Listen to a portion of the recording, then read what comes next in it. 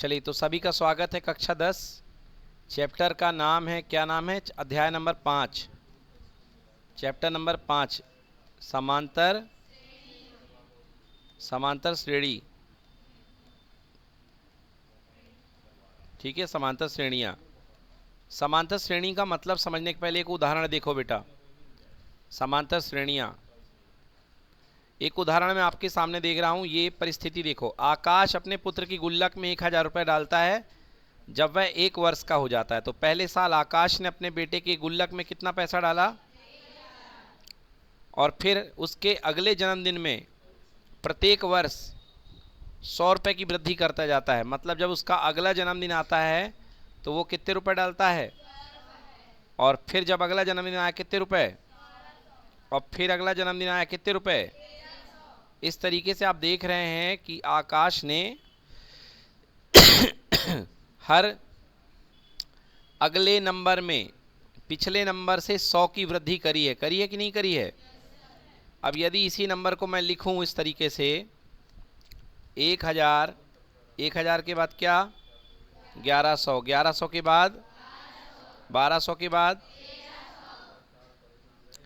तो ये आपके पास राशि जो बन रही है, इसमें हर पद अपने पिछले पद से 100 की दूरी पर है कि नहीं है?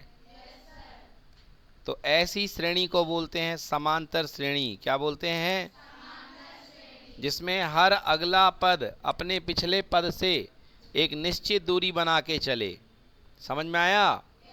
मतलब हर दो पदों के बीच का अंतर बिल्कुल फिक्स होगा, हर दो पदों के बीच का अंतर बिल्कुल बराबर रहेगा। जैसे ये देखिए, इन दो पदों के बीच का अंतर कितना है?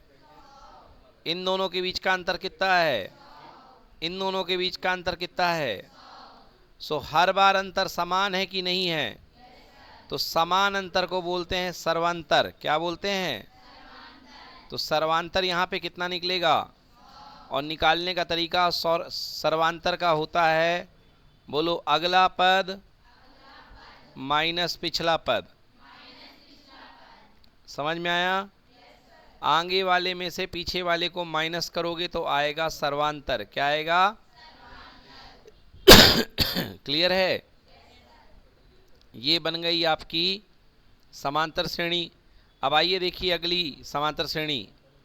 कोई डंडे हैं, सीढ़ी के डंडे। सबसे पहले सीढ़ी आपने देखी होगी, कुछ इस तरीके से रहती सीढ़ी की नहीं रहती? नीचे का डंडा थोड़ा बड़ा रहता, बोलो हाँ। फिर ऊपर जाने पर छोटी होती जाती है। हाँ, तो यहाँ पर सीढ़ी के डंडे दिए गए हैं। पहली सीढ़ी का डंडा 40 सेंटीमीटर, 40 के बाद अगला 38 सेंटीमीटर, और फिर 36 centimetre, dot dot dot dot dot dot. हाँ या ना? बताइए यहाँ पे ये समांतर श्रेणी है कि नहीं है? है, क्योंकि 40 और 38 का गैप कितना का है? 2 का है। इसका भी गैप कितने का है? मगर देखो बेटा, ये गैप निकालने का तरीका होता है अगला माइनस पिछला, अगला माइनस। तो यहाँ पर जो सर्वांतर आएगा वो आएगा -2। कितना आएगा? और यहाँ भी आएगा -2। आ रहा है? तो श्रेणी लगातार छोटी हो रही है। क्या हो रही है? तो अगर कभी भी कोई समांतर श्रेणी छोटी होगी तो उसका जो सर्वांतर है, जिसे डी से बोलते हो, डी जो होगा ऋणात्मक आएगा। क्या आएगा? और अगर सीरीज बढ़ रही होगी, जैसे ये बढ़ रही है, तो यहाँ पर डी का मान आएगा धनात्मक। डी का मान क्या आएगा? डी मतलब सर्वांतर। डी मतलब, हाँ। तो ये आपके पास में आपने देखा कुछ समांतर श्रेणी के उदाहरण। अगला उदाहरण देखिए, 4, 7, 10, 13। 4, 7, 10। हर दो पदों के बीच का गैप अलग अलग है कि सेम है? सेम है। समझ में आ गया? जो हर दो पदों के बीच का गैप सेम है, कितना है गैप? 3। तो उस गैप को क्या बोलते हैं? सर्वांतर। क्लियर कि नॉट क्लियर? और जो पहला पद होता है उसे हम क्या बोलते हैं? प्रथम पद। क्या बोलते हैं? क्लियर कि नॉट क्लियर? तो प्रथम पद को हम शो करते हैं ए से। किससे शो करते हैं? ए से। और गैप होता है डी का। कितने का गैप होता है?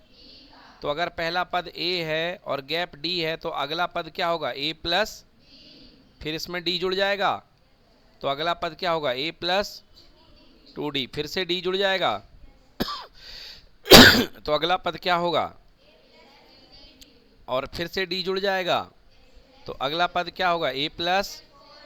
समझ में आ रहा है? तो इस तरीके से ये बन गई समांतर श्रेणी। क्या बन गई?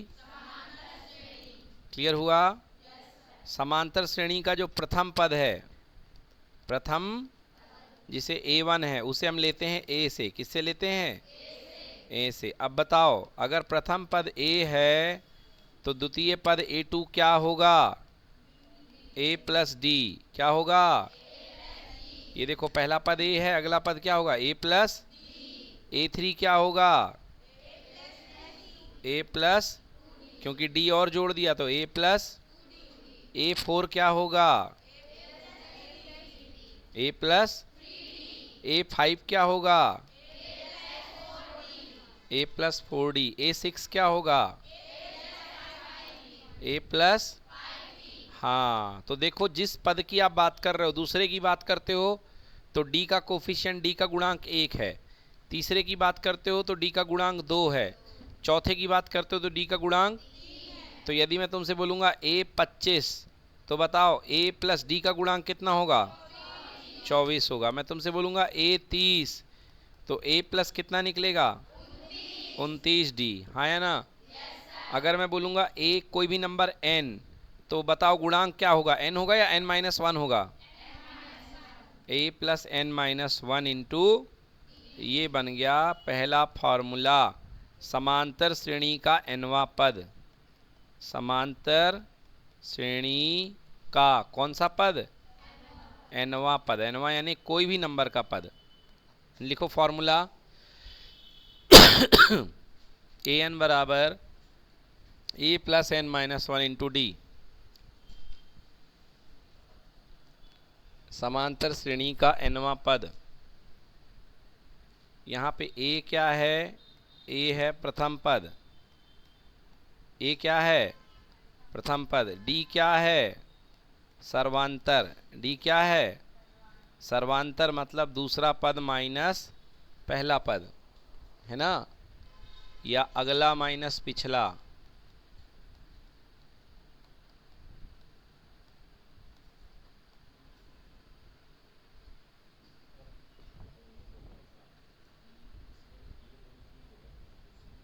क्लियर हुआ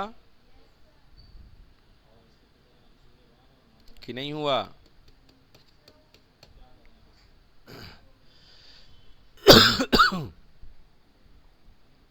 तो आइए देखते हैं।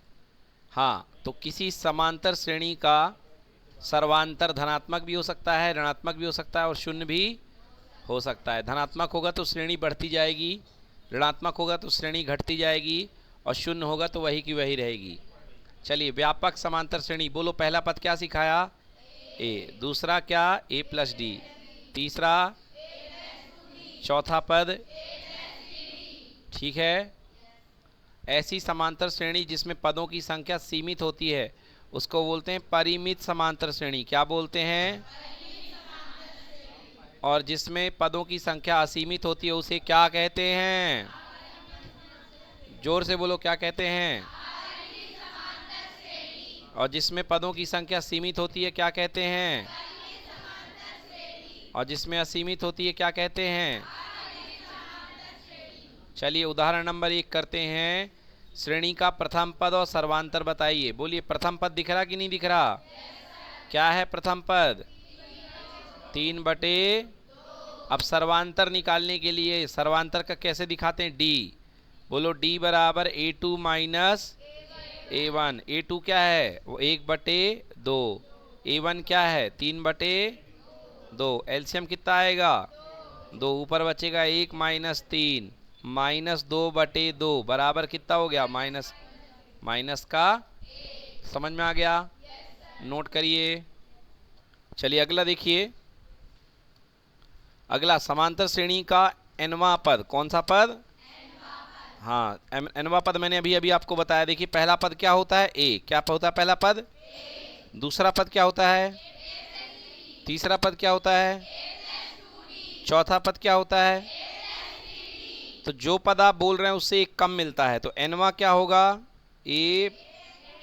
A plus N-1D। ठीक है।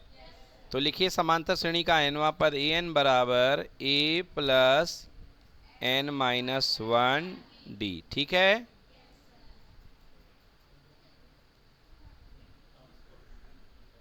ठीक है, A plus N minus one D. और nवां पद अगर आखिरी पद हो तो ए एन को बोलते हैं एल। क्या बोलते हैं? एल मतलब लास्ट। एल मतलब लास्ट। तो एल बराबर क्या हो जाएगा? A plus N minus one into D. Note करिए।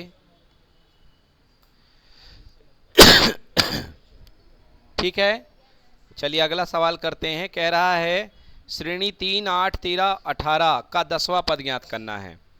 तो देखिए पहली श्रेणी का पहला पद क्या है? 3। दूसरा पद क्या है? तीसरा पद क्या है? और फिर क्या है? ऐसे ऐसे चल के कौन से नंबर का पद ज्ञात करना है? 10।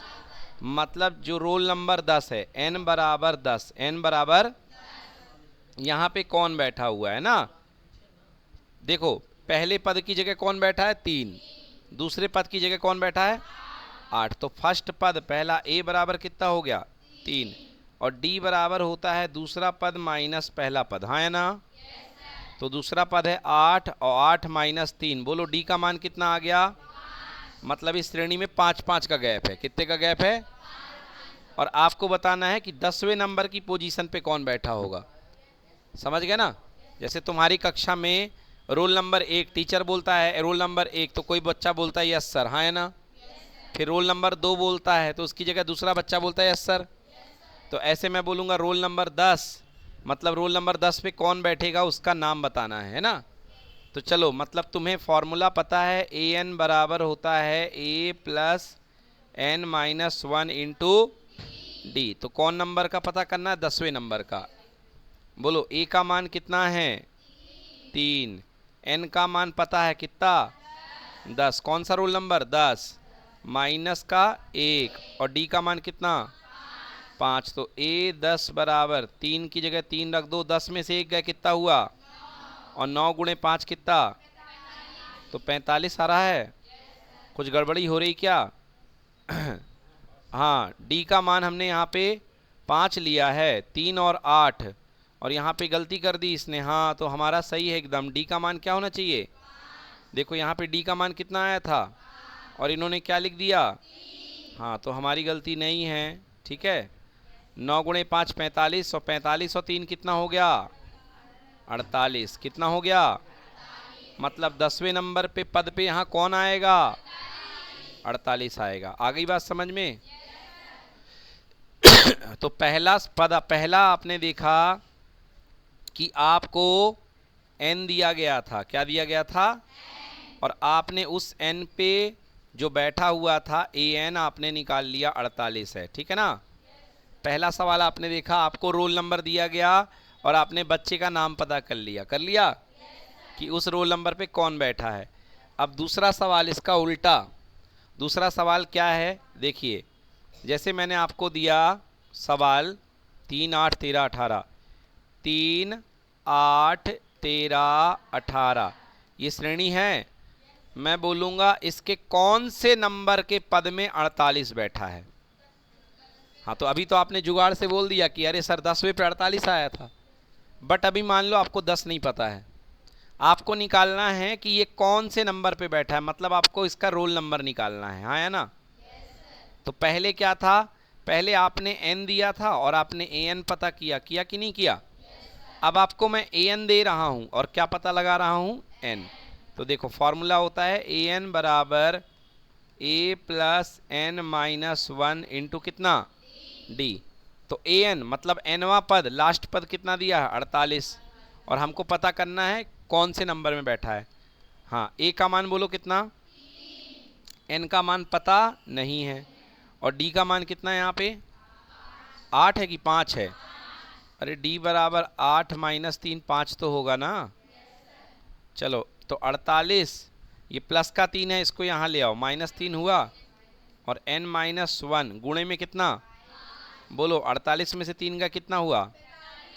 बराबर n माइनस 1 गुणे का कितना? कोई चीज़ गुणे से हटती है तो कैसे आती है? बटे में पन्नाम, तो n-1 का मान कितना आ गया? तो n बराबर 9 धन 1 बराबर कितना आ गया? मतलब 45 कौन से रोल नंबर पे बैठा है? 10वें रोल नंबर पे। तो दो प्रकार के सवाल बनते हैं। नंबर 1, आपको n दिया रहेगा तो an निकालना रहेगा, और दूसरा अगर an दिया रहेगा तो क्या निकालना पड़ेगा? n निकालना पड़ेगा। समझ में आया? इसको नोट कर लें। अगला सवाल करेंगे फिर उसके बाद। 2 अंकों वाली कितनी संख्याएं 3 से विभाजित हैं? भाई 2 अंकों वाली कितनी संख्याएं 3 से विभाजित हैं? मतलब 2 अंकों वाली। तो मुझे बताओ 2 अंकों वाली सबसे छोटी संख्या 3 से विभाजित क्या होती है? 12। 3 चौके 12, बोलो हाँ। 12 के बाद 15 के बाद, और ऐसे सबसे बड़ी 2 अंकों वाली कौन सी होगी? 99। पूछ रहा है कितनी संख्याएं हैं ये, कितनी? समझ में आया? तो देखो हमको पता करना है, ये रोल नंबर 1 है, इसका रोल नंबर 2 है, इसका रोल नंबर 3 है। हमको ये पता चल जाए इसका रोल नंबर क्या है, हाँ या ना? तो बस उतनी तो संख्याएं होंगी, हाँ या ना? तो हमको इस बार क्या दिया है? an दिया है। दिया है कि नहीं दिया? हमको an दिया है। an बराबर होता है a प्लस n-1 गुणे कितना? an का मान कितना दिया है? 99। और a पहला पद कितना है? n का मतलब पता नहीं है। n मतलब टोटल रोल नंबर। हमको ये नहीं पता है कौन से नंबर पे बैठा, वही तो निकालना है। n-1। और बोलो d का मान 3 दिख रहा कि नहीं दिख रहा? d का मान कितना है? 3। तो 99, 12 उधर से आएगा माइनस हो जाएगा, बराबर n-1 गुणे कितना? 9 में से 2 गए 7, और यहाँ कितना? 8, बराबर n-1। बेटा गुणे की चीज़ किस में आएगी? 3 दूने 6 और 3 नाम, तो 29 बराबर n-1। तो n बराबर 29 धन 1। बोलो कुल n बराबर कितना? कुल कितनी संख्याएं हैं? 30 संख्याएं हैं। कितनी संख्याएं हैं? तो 3 से विभाजित टोटल कितनी संख्याएं होंगी 2 अंक की? 30। समझ में आ गया? क्लियर हुआ कि नहीं हुआ? नोट करिए।